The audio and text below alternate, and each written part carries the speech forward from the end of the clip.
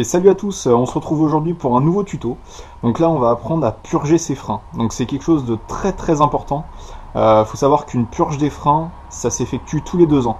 Donc le liquide, le DOT 4 pour les machines de route, se périme au bout de 2 ans avec vos durites en plastique. Là c'est pareil, les durites en plastique, tous les 10 ans il faut les changer. Donc celle d'origine, que vous ayez une vieille machine ou pas, il faut les changer au bout de 10 ans. Le mieux c'est de mettre des durites tressées, vous n'êtes plus emmerdé pour les dates de péremption, vous aurez juste des purges à faire. Donc là aujourd'hui on va juste s'occuper de la purge.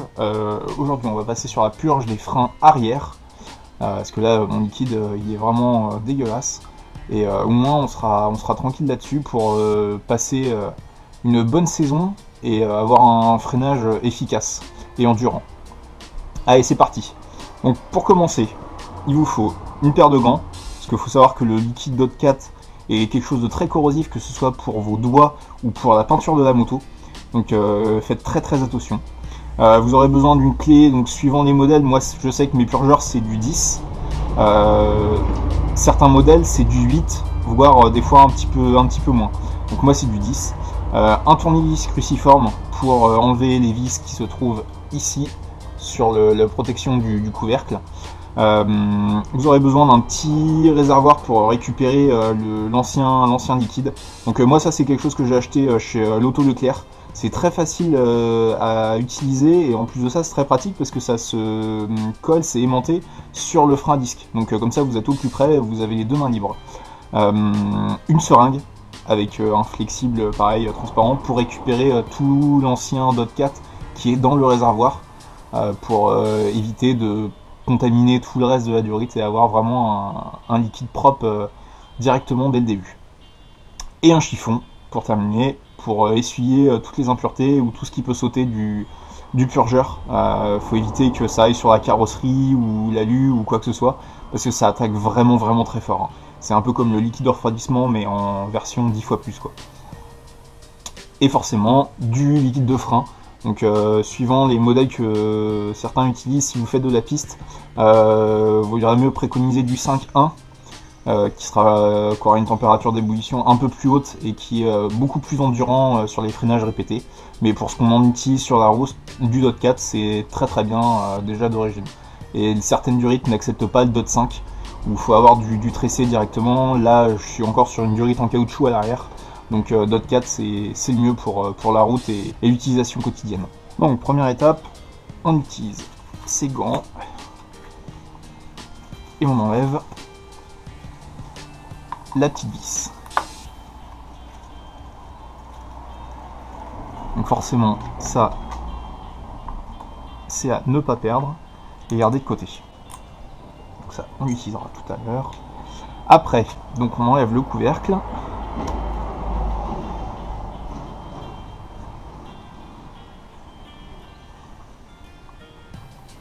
Ici, donc le couvercle, pareil, on le garde de côté, on enlève le petit cache d'humidité plus la partie en caoutchouc, hop, ça pareil, on garde tout de côté, on fera ça à la fin au remontage. Donc maintenant, à l'aide de la seringue, on va se mettre à l'intérieur et on va enlever tout l'ancien liquide. Hop. On n'hésite pas, hein. Là on peut aller quasiment jusque la butée basse. Donc l'intérieur, il faut faire attention de ne pas aller au-delà du, je sais pas si vous allez bien voir, mais au-delà du trou à l'intérieur pour éviter de faire rentrer de l'air dans le circuit. Parce qu'on fait une purge, mais c'est vraiment pour enlever l'ancien liquide. Donc là voilà, on a à peu près la couleur, c'est couleur moitié jaune caramel, sauf que normalement c'est du jaune très clair. Donc là, on vide là-dedans.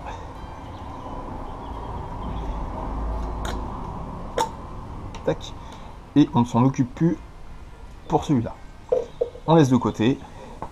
Et maintenant, on remet donc du nouveau DOT 4 dedans. Donc là, on n'hésite pas.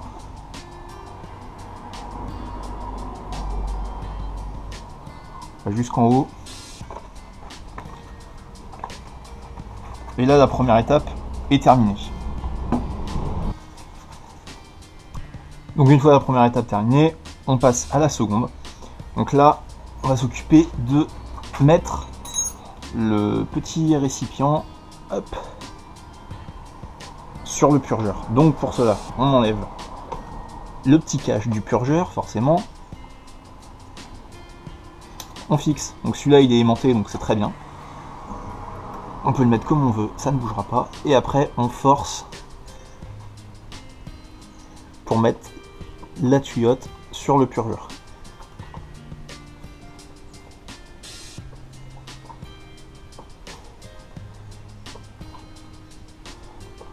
Donc faut pas hésiter à bien enfoncer jusqu'au bout pour que ce soit bien étanche quand vous allez ouvrir la vis de purge. Donc là c'est bon, donc là elle est bien mise. Maintenant on utilise tout bêtement la clé de 10, on va débloquer légèrement le purgeur. Tac. Et maintenant on active juste la pédale. Donc on y va progressivement jusqu'en butée pour que le liquide sorte. Une fois qu'on a terminé, qu'on arrive en butée basse, on referme le purgeur et on laisse la pédale remonter doucement. Ça sert à rien de mettre des à-coups, sinon on va faire vouloir rentrer de l'air, donc là on ne pourra pas faire rentrer de l'air. Mais si on avait purgé complètement, qu'on avait vidangé entièrement de liquide, on aurait pu faire rentrer de l'air et le garder et le dissémer en plein de petites bulles. Et ça aurait été la galère pour tout enlever. Donc là on appuie doucement jusqu'en butée, basse. Voilà. Ici, on ouvre. Le liquide coule. Fini. On referme. On laisse remonter la pédale doucement. Et on répète l'opération jusqu'à temps que le liquide soit quasiment descendu sur lower. Et en rajouter ensuite. Comme ça on aura évacué tout l'ancien liquide qui se trouvait dans la durite. Et on aura du liquide neuf tout le temps.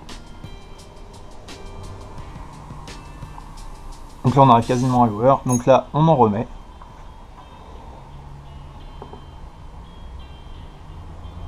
Là on voit bien que le liquide n'a pas du tout la même couleur par rapport à tout à l'heure. Là il devient vraiment jaune. Donc on commence à avoir tout l'ancien liquide qui est ici à l'intérieur, qui n'a pas du tout la même couleur. Donc une fois que vous commencez à voir que le liquide dans la tuyautre commence à devenir jaune clair, c'est que vous arrivez quasiment à la fin de votre purge. Vous pouvez remettre encore quelques petits coups pour que ce soit vraiment bien propre.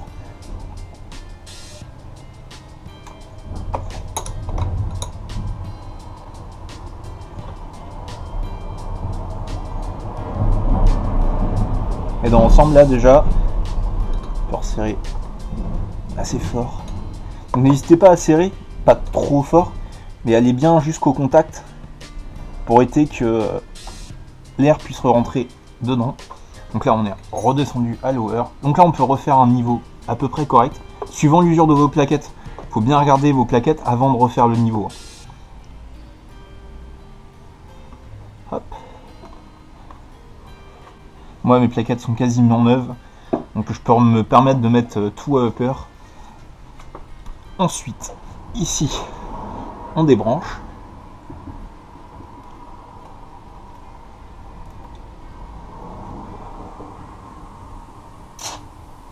Voilà. Et donc forcément, là, il y en a partout. Donc quand je vous dis qu'il faut faire très attention, c'est qu'il faut vraiment faire attention.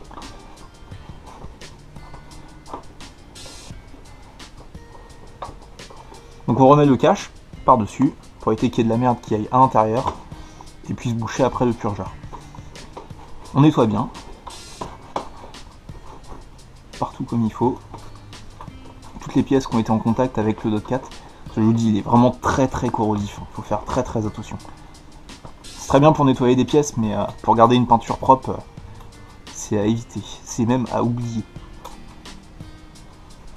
Une fois que tout est propre, on peut se permettre de le retirer. Donc là, vous voyez un peu la couleur. Hein. C'est pas jaune du tout. C'est pas du tout la même couleur que celle qu'il y a maintenant d'origine. Hein. Non, il est bien jaune. Avant, il était vraiment noir, rouge-noir. Donc quand il arrive à cette couleur-là, c'est vraiment assez urgent. On peut même voir des liquides qui sont noirs. Là, c'est presque couleur vidange, c'est pas bon du tout, quoi. Donc voilà, une fois que c'est terminé, on peut reprendre les petits bouchons, enlever tout ce qu'il peut y avoir comme impureté et comme eau, parce que ça fait de la condensation aussi, hein. Il faut savoir que les liquides de frein comme ça, quand c'est utilisé intensivement, ça crée beaucoup de bulles, et forcément dans l'air il y a de l'eau.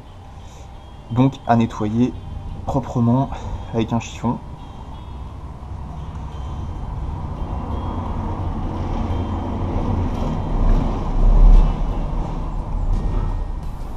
Ici c'est bon. On peut remettre le bouchon. Tac. Celui-là, pareil, à nettoyer, bien comme il faut.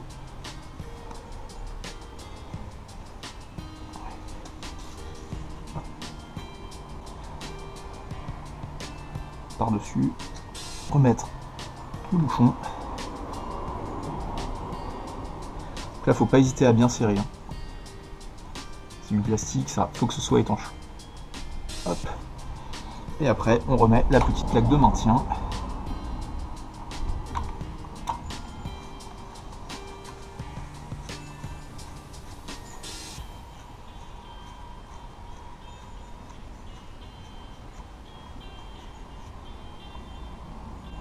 Et voilà, donc vous avez terminé votre purge sur votre freinage. Donc là on a fait le frein arrière, le frein avant c'est exactement la même chose, sauf que si vous avez deux durites comme moi j'ai, vous faites un côté puis l'autre, toujours la même opération pour évacuer toutes les bulles d'air et tous les résidus. Donc voilà, j'espère que ce petit tuto vous aura bien expliqué et vous aura bien appris. On peut faire ça soi-même sans avoir beaucoup d'outils. Et surtout économiser pas mal de sous, parce que faire ça en concession, ça monte tout de suite au niveau de la main d'œuvre et du temps perdu d'aller en concession ou d'aller chez Daffy ou ailleurs. C'est quelque chose qu'on peut faire soi-même et qui coûte vraiment pas grand chose, quoi. Donc voilà, il y aura bientôt d'autres tutos, on verra ça pour plus tard, mais je vous réserve encore des petits trucs pour vous aider à entretenir votre moto et à le refaire bien propre pour les beaux jours qui arrivent et rouler sans ennui. Donc je vous dis à bientôt, allez ciao ciao.